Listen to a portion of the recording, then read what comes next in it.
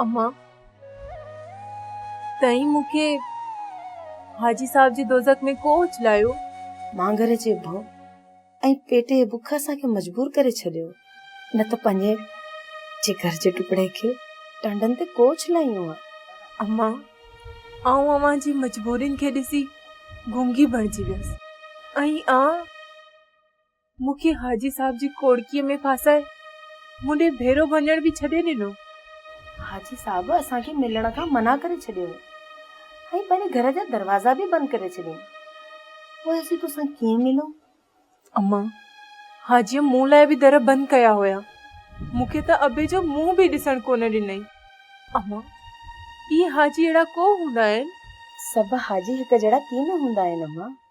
दुनिया में भला हाजी बि हूंदा आहिनि जेके ग़रीबनि जी ख़िदमत बि कंदा आहिनि, पर ही जेके शिकारी हाजी आहिनि रोज़ कंहिं न कंहिंजो शिकार कंदा रहंदा आहिनि।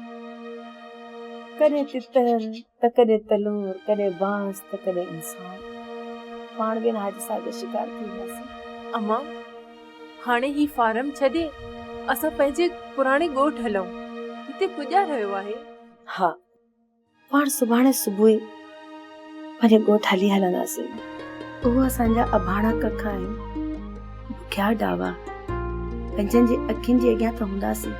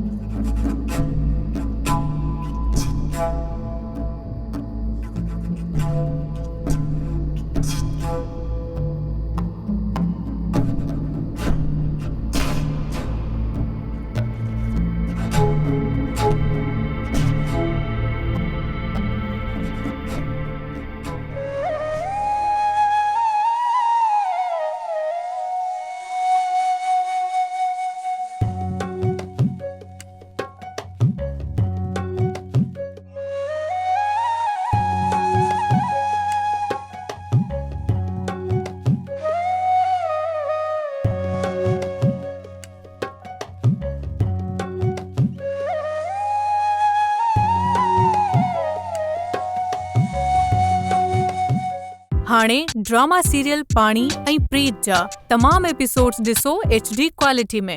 विजिट करियो सिन TV HD ड्रामा। सब्सक्राइब कयो असांजो ऑफिशियल YouTube चैनल सिन TV HD ड्रामा ऐं वधीक अपडेट लाइ बेल आइकन खे क्लिक करियो।